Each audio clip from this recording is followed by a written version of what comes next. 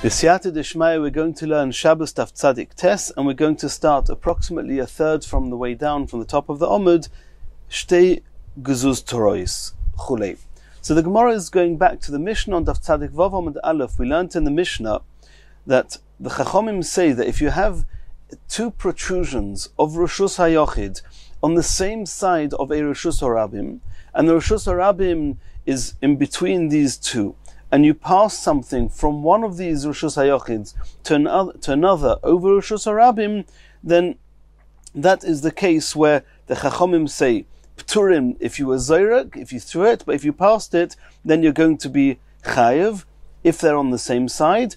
And the reason is because that's the way that they did the Melacha in the Mishkan, and we've discussed this at length.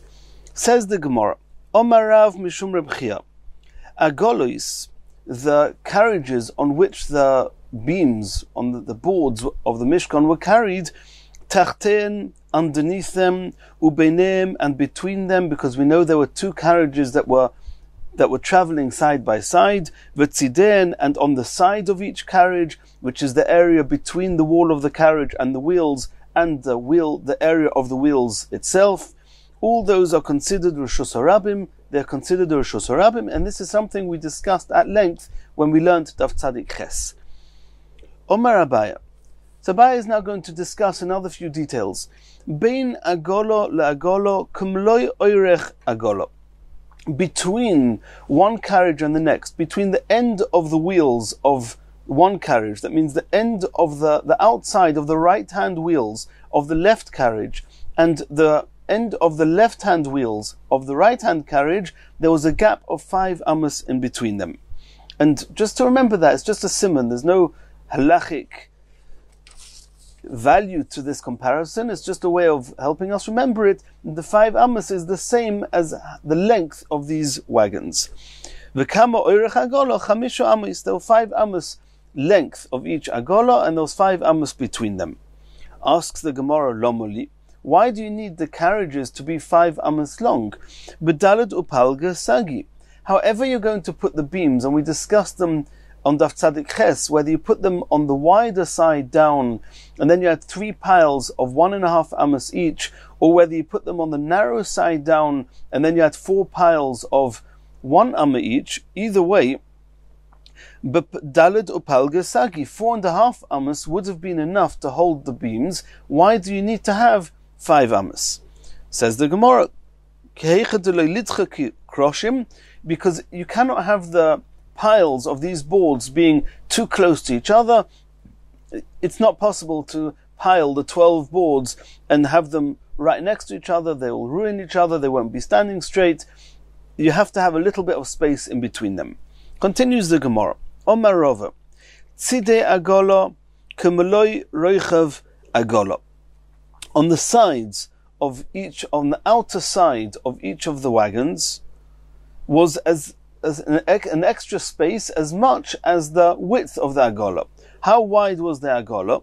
The agolo itself was 2.5 amos wide.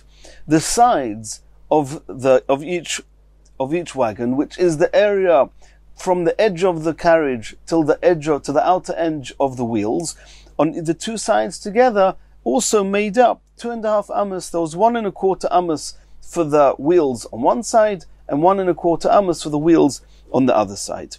And the way to remember that is that the width of the carriage itself was 2.5 amos. Asks the Gemara, 2.5 amos was the width of the agolo. Lomoli, why do I need the carriage to be that long? Ba'amsa upalga sagi, 1.5 amos would have been enough, because this carriage you could have put something in. It's true that we lay the boards across the width of these carriages, as we saw in Daf Tzadik Ches. But the carriages themselves, the reason that they held their width was in order to be able to put some of the boards into the carriage. The widest part of the board is just 1.5 amos wide. Why do you need a carriage to be so wide? Says the Gemara, Ki heicha deloi lidadu kroshim. In order that the beams, let's remember these boards, they were 10 amos wide, 10 amos long, and they took these 10 amma long boards and they sat them across the width of these carriages. It's bad enough the way it is that 2.5 amos is the width of these carriages, and you have so much more on each side. You have such a long board. But to have 1.5 amos, there's no way that these kroshim, that these boards are going to be balanced. They're going to topple, and therefore you need at least 2.5 amos on which the boards can rest. Says the Gemara, Elo dekaimelon derech reshus harabim shesh esrei amma. We know the halacha is, the conclusion is, that the minimum width of a reshus harabim is 16 amos. Where's that learnt from? From these two carriages, the two carriages that were traveling side by side, and they took up a space of 16 amos. Asks the Gemara, Anan de Gomrinon lo Mishkan, we learn the width of Reshus Harabim from the width of these carriages in the Mishkan. The Mishkan 15 havoi. There were only 15 amos. As we've learnt, the width of each carriage was 2.5 amos. The wheel space was another 2.5 amos, that's 5 amos. Two carriages, that's 10 amos. And the distance between the two carriages was another 5 amos, as we saw at the beginning of today's daf. So you have altogether 15 amos. Why does the Reshus Harabim need to be 16 amos? Says the Gemara, Amsa Yaseira Havoi, Dehavakoi ben Levi, Dechimishtalfi Kroshim, Havinokit Lehu. In order for one of the Leviim to travel behind these carriages and keep an eye out that if one of the boards would start tilting into the airspace between the two carriages, he would quickly run to the side, either to the outer side, the right-hand side of the right-hand carriage, or the left-hand side of the left-hand carriage. He would quickly go, squeeze in there. The half an amma was enough for him, till he met that tilting beam, and he would straighten it out, level it out. And since this Levi needed half an amma on each side, then you need to have an amma altogether extra, plus the 15 amos of the carriages themselves and the space between them. So that leaves us with 16 amos in total. Continues the next Mishnah. Chulias haboyer, the bank of a pit, and really we don't mean the bank, we mean the pit itself, and we're going to see about this in the Gemara. If a pit, a deep pit, is 10 tfachim deep and 4 tfachim wide, v'hasela, or a rock, which is 10 tfachim high and 4 tfachim deep, wide, shehin gavoy nasara rechovin arba, hanoitel mem, if somebody takes from a Reshus Harabim and either takes from or puts on to this rock or into this boyer, mehen vanoisen al gabon, if you take from them or you put on top of them, chayev. He's chayev on Shabbos, because a rock which is 4 by 10 is considered a Reshus Hayochid, and a pit which is 4 by 10 is considered a Reshus Hayochid. Pochis mekain potor. If these areas, either of the pit or of the rock, are less than 10 tfachim high or less than 4 tfachim wide, it's not considered a Reshus Harabim. Says the Gemara, Lomo li lemisni chulias haboyer. Why do we have to speak about the bank of this pit, which is the wall that's surrounding the top of the pit? Now it's true that typically the way this wall was made, when they were digging out the pit, they would take the earth from inside the pit and put it around the pit. It would serve as a wall. But what we actually want here is not the height of the wall, we want the depth of the pit. If we're talking about the height, we already mentioned the rock. So we're talking about the pit, so why mention the bank around the pit? Listening would be enough just to say haboyer v'hasela, the pit or the rock. Says the Gemara, it's to bring proof to Rabbi Yochanan.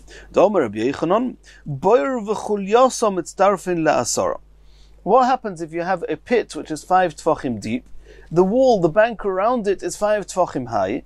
Is the area inside this pit considered a Reshus Hayochid? Says Rabbi Yochanan, yes. We add up the height of the boyer plus the height of the wall, and they add up to 10 tfachim. That's enough. And the way the Mishnah tells us this is by saying chulias haboyer, that this boyer, this pit of 10 tfachim deep, is even though the 10 tfachim include the bank of the pit. Tanina mihoch, we saw a brisa to this effect. Boyer b'Reshus Harabim, amuka asoro rechov arba, such a pit which is 10 tfachim deep and 4 tvachim wide, ein memalin himeno b'Shabbos, you're not allowed to fill up from that. You're not allowed to draw water from there and drink it on Shabbos, because the area beyond the pit was the Reshus HaRabim. The pit itself is the Reshus HaYochid, and if you're going to take up some water from the pit, you end up taking the water from the area of the pit out into the Reshus HaRabim where you're standing, and that is going to be a melacha on Shabbos. Unless you surround the entire area with a wall of 10 tvachim, and then the entire enclosure is considered a Reshus HaYochid, and then you can draw water from the pit, which is itself a Reshus HaYochid, and bring it to where you're standing beyond the pit, which is also considered a Reshus HaYochid. You're not allowed to drink directly from this pit, unless your head and most of your body is hanging over the area of the pit, and then we're not worried you're going to take the cup of water and draw it back to the Reshus HaRabim. But if your head is over it, that's not enough. You may by mistake take the water and draw it back into the Reshus HaRabim, and that will be a melacha. And the Brisa continues, if the boir itself is only 5 tvachim deep, but the bank around it is another 5 tvachim, that's also considered a Reshus HaRabim and has the same isurim mentioned in the Brisa. Continues the Gemara, and the Gemara is now going to ask a few questions regarding Reshus HaYochid and Reshus HaRabim. Bo minei Rav Mordcha mirova. Rav Mordcha asked Rava, Amod b'Reshus HaRabim. If you have a pillar standing in the middle of Reshus HaRabim, Gavoya Asara V'rochav Daled, it's 10 tvachim high, it's 4 tvachim wide, which means it has all the dimensions of Reshus HaYochid. V'zorak, and this person was standing in Reshus HaRabim, and he threw an object from the Reshus HaRabim, V'noch al Gabov, and it landed on top of the Reshus HaYochid. Mahu, what's the halacha? Has he transgressed the issa of carrying or not? What's the question? Why shouldn't he? Mi omrinon, do we say, Hari Akira be'isur? He did the Akira in Reshus HaRabim. It lifted it off the Reshus HaRabim. Hari Hanocha be'isur, it landed in Reshus HaYochid. That's also asa. So what should be the problem? Oidilma, no. Kiven demimokim ptur ka'asya. Before it landed into the airspace above the Reshus HaYochid, and this Reshus HaYochid we said was exactly 10 tvachim high. And in order for something to land on the 10 tvachim high, before reaching the airspace, it has to have gone above 10 tvachim, while still over the airspace of the Reshus HaRabim. And we know that Reshus HaRabim itself is only 10 tvachim high. So he lifted it off the Reshus HaRabim, it entered the Mokim Ptur, the airspace above 10 tvachim, and then landed in Reshus HaYochid. Since it had this little stage in between, where it was not in Reshus HaYochid and not in Reshus HaRabim, loi, maybe I would have thought he's not chayav. And Tosfos discusses how this conforms with all the sugyas we've learned till now, and you can look in Tosfos, but this is the way the Gemara asks the question here. Omarli, so Rava answered to Rav Mordcha, Masnisenhi. It's an explicit Mishnah. What does it say in the Mishnah? We saw in our Mishnah on Omid Aleph that if somebody takes from Reshus HaRabim and puts it onto a rock that's 10 tvachim high, then hanoitel mehen vanoisen al gabon chayev. That's exactly the case we're talking about here. Osa shayle Rav Yosef. Rav Mordcha was not happy with Rava's answer. He went to ask Rav Yosef. Omalei masnisenhi. Rav Yosef gave the same answer. It's a Mishnah. Osa shayle Abaya. Rav Mordcha wasn't happy. He went to ask Abaya. Omalei masnisenhi. And Abaya also answered. It's a Mishnah. Omar Luhu, he said to the three of them, Rav Mordcha said also to Rava, also to Rav Yosef, and also to Abaya, Kulchu baroika dehadodi tfichu. You're all spitting the same spit. Omrulei, they asked him, Va'atlo itizbara, do you not agree with us? Votnan, we saw in our Mishnah, Hanoitel mehen v'noisen al gabon, chayev. If you either take off this Reshus HaYochid, which is 10 tvachim high, or you put onto the Reshus HaYochid, you're chayev. Omar Luhu, so Rav Mordcha answered to them, Dilma masnisin b'machat. No, maybe the Mishnah is talking about a needle. A needle doesn't have any height, and therefore you threw it, and it landed on top of the Reshus HaYochid without having to enter the airspace, because it doesn't have any height over the Reshus HaRabim. Says the Gemara, I don't understand. Machat nami efshe deloi midlei purta. Even a needle, it's got a little bit of height. It cannot land on a surface that's flash 10 tvachim without going up a little bit above 10 tvachim to be able to rest on it. Answers the Gemara, the islei murusha. We're talking about, the Mishnah could be talking about, where protruding from this Rishus Harabim is a little protrusion, which is below the 10 tfachim, and because it's such an insignificant area, this protrusion, therefore if the needle rested on top of it, even though this protrusion, this mursha, is not in and of its own right 10 tfachim high, so it wouldn't be Rishus HaYochid, but since it's bottle, it's tuffle, it's part of a whole pile, a whole rock, or whatever it is, the omud, which is 10 tvachim high, it's considered, like Rashi says, it's considered like chayri Rishus HaYochid. It's like a protrusion or something which is inside the Rishus HaYochid, and therefore it has the same halachas as Rishus HaYochid, even though it's not exactly 10 tvachim high, and the needle could have rested on there. So don't bring me proof from the Mishnah. The Mishnah could be talking about that the needle rested on Rishus HaYochid, even though it did not go above the 10 tvachim. Inami, or another example would be the ramya b'charitza. If there was a little crevice inside the rock mentioned in the Mishnah, and the needle entered from the side of the rock through this crevice and got to the top of the Rishus HaYochid that way, and therefore it's possible for the needle to have got to the top of the Rishus HaYochid without actually having to lift above the 10 tfachim while still over the Rishus Harabim. Continues the Gemara. Another question. Omar Rav Meisha, Boyer Rav Yechanan. Rav Meisha said that Rav Yechanan asked the following question. Koisel b'Rishus Harabim gavoya asara ve'einoi rochov arba'a. A wall in a Rishus Harabim, which is 10 tfachim high, but it's not 4 tfachim wide. Umukaf lekarmelis. And this wall surrounded a karmelis. A karmelis doesn't have a biblical status of a domain. It's called a mokim p'tur min ha'Torah, but midrabanon you should not carry there. And they used this wall to surround a karmelis. V'asoi Rishus HaYochid. This wall, in fact, turned the karmelis into a Rishus HaYochid. V'zorak v'noch al gabov mahu. And somebody took an item and threw it from the Rishus Harabim. It landed on top of this wall. The wall itself is not 4 tvachim wide.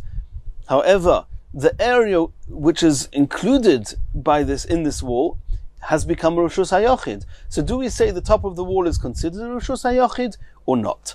Mi omrinon, do we say kiven de'enoi rochav daled mokim p'turhu? Since the wall itself is not 4 tvachim wide, then it's landed, the object landed on a mokim p'tur, and the person will not be chayev. Oy dilma kiven de'asoi Rishus HaYochid keman demalya dami. Since the wall itself surrounds an area which is then considered a Rishus HaYochid, if we consider the entire area as if being full, as if the floor of that area is elevated until the height of the wall, and then the height of the wall is, so to speak, flashed with the Rishus HaYochid, and it's considered wide enough. Omar Ulla says kal v'chomer. Of course it's considered a Rishus HaYochid, it's a kal v'chomer.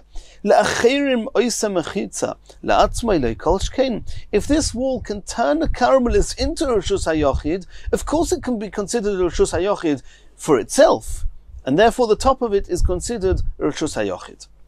Itmer nami Omar B'chia bar Ashi Omar Rav v'chein Omar Yitzchak Omar Yechanan koisel b'Rishus Harabim gavoya asara ve'enei rochav arba umukaf lekarmelis va'asoi Rishus HaYochid.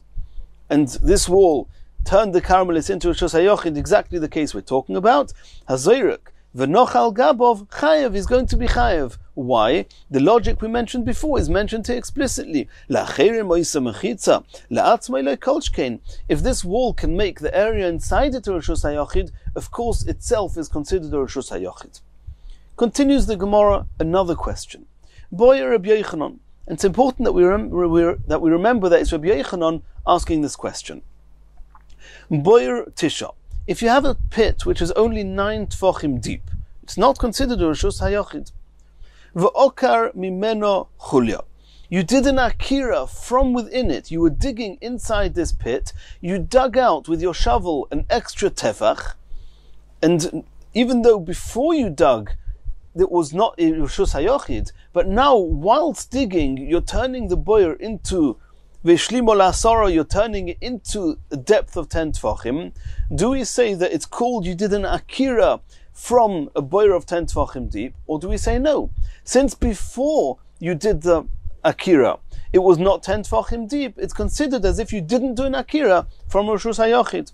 Mahu Akiras chayfetz v'asiyas mechitza behadi adodi ka'osi u'mechayev. Do we say that since the akira of this earth and the making of the depth of 10 tefachim happened at the same time, so it is considered an akira and he'll be chayev? Or do we say no, since before you did the melacha it was not Rishus HaYochid, then he's not going to be chayev? If you're going to suggest that given the loy have a mechitza asara meikora, since before you did the akira it was not considered Rishus HaYochid, loy mechayev, you're not going to be mechayev. What's going to be with the following case? Boyer asara, you had a pit that was 10 tefachim deep. V'nosan letoicha chulya umiato, you took some earth that was on the bank of the pit, some earth from the Rishus HaRabim, and you put it into this pit. Mau, what's the halacha? What happened here? Before you did the hanocha, the pit was definitely 10 tefachim deep, it was Rishus HaYochid. But whilst doing the hanocha, you've now flattened and added some earth to the bottom of the pit, and you've now made the pit into 9 tefachim high, 9 tefachim deep, and then it's not called Rishus HaYochid. So do we say that since before you did the melach, the hanocha, it was Rishus HaYochid Yochayev, or do we say no? Mau. Hanochas chayfetz v'siluk mechitza behadi adodi ka'osu, since putting down the earth and making the Rishus HaYochid become less than 9 tefachim, and now it's no longer Rishus HaYochid, happens at the same time, what's the halacha? Mechayev or lo mechayev? Is he going to be chayev for the hanocha, or is he not going to be chayev for the hanocha? Says the Gemara, Tifshet le'mididei. Who asked this question? Rabbi Yochanan. Let's look at something else Rabbi Yochanan said. Why can Rabbi Yochanan not bring proof from something he himself held to this question? That none we learnt in the Mishnah.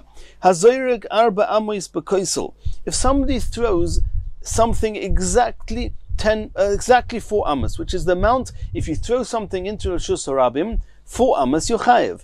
So if you had exactly 4 amos, not a millimeter more, and you threw exactly 4 amos onto a wall, if it hit the wall above 10 tefachim, as we know, the airspace above 10 tefachim of the Rishus HaRabim is not considered the Rishus HaRabim.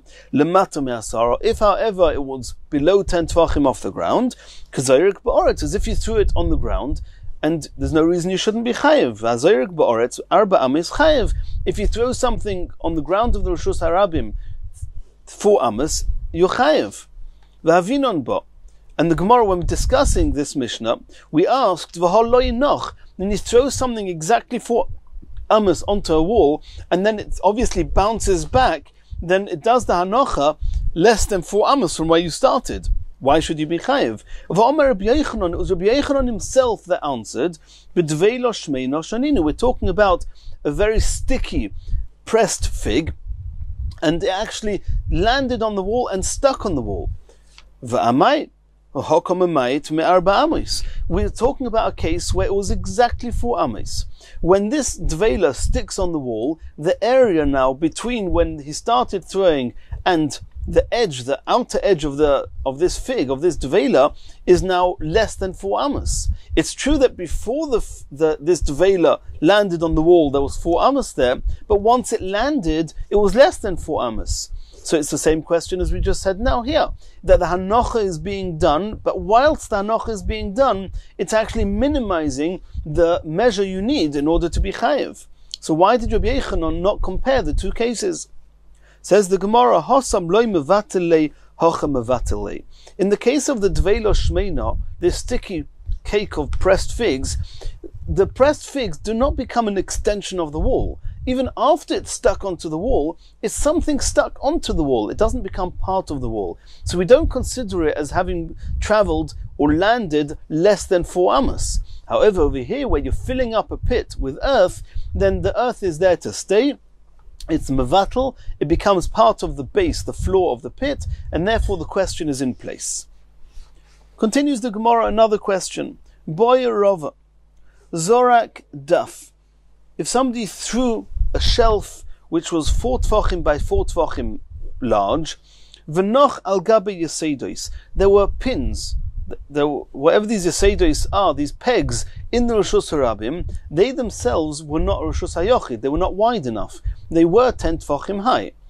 And now somebody took a shelf, a board of 4 by 4, and landed it on top of these pegs.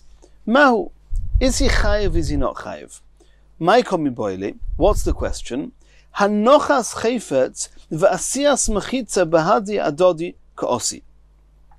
What's actually happened here? This shelf in its own right is just a shelf.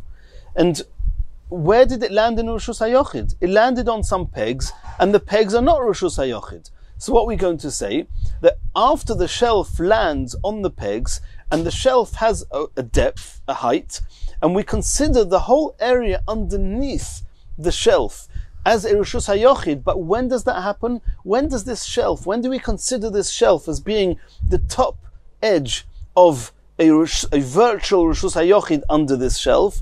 Only once it lands on these pegs, not before. So here again we have a case where something landed onto something that was not a Rishus HaYochid, but once it landed, it became Rishus HaYochid. Is that called Hanocha in Rishus HaYochid? Is it not? Asks the Gemara, Hainu de Rabbi Yochanan. This sounds like the second question of Rabbi Yochanan that we said before, that Hanocha was done at the same time as making something into Rishus HaYochid. Over there we were talking about the Hanocha was done at the same time that it became not a Rishus HaYochid. Over there, at least we were talking about a pit that was 10 tfachim before you did the Hanocha. Here, it was not a Rishus HaYochid before you did the Hanocha, but it became a Rishus HaYochid when you did the Hanocha. It's similar to the question before. Says the Gemara, Rova's question is not about the shelf. You're right, the shelf itself, it could be he's not chayev. As we said before, because when he started doing the Hanocha, it was not yet Rishus HaYochid, it's not considered a Rishus HaYochid. What was his question? This shelf that he threw actually had another object on top of it. What's the halacha regarding the object on top? Do we say that's considered that it landed on Rishus HaYochid or not? Since as the shelf landed, that's when the shelf became a Rishus HaYochid, and therefore the item on top of it maybe is not, and therefore it's kahanochas chayfetz v'asiyas mechitza domi. Do we say that since the two were done together, when it landed, that's when it became a Rishus HaYochid, and he's going to be potter? Or dilma no. It cannot be that this object on top of the shelf didn't bounce a little bit when the shelf landed. So, and then in that case, after it bounced up, it landed, and that fraction of a second is when the shelf was already in position. It was already Rishus HaYochid, and then this object, consequent to you throwing the shelf with the object, bounced off the shelf and landed on the shelf. Now it's a Hanocha on Rishus HaYochid, where the Rishus HaYochid was there before it landed. Ka'asiyas mechitza v'hanochas chayfetz domi. It's compared to first making a mechitza and only then putting down the object. And it should be chayev. Says the Gemara Teiku, we have no way of resolving this question. We're going to have to let it stand for now. And the Mir Hashem, in the next year, we're going to continue from here.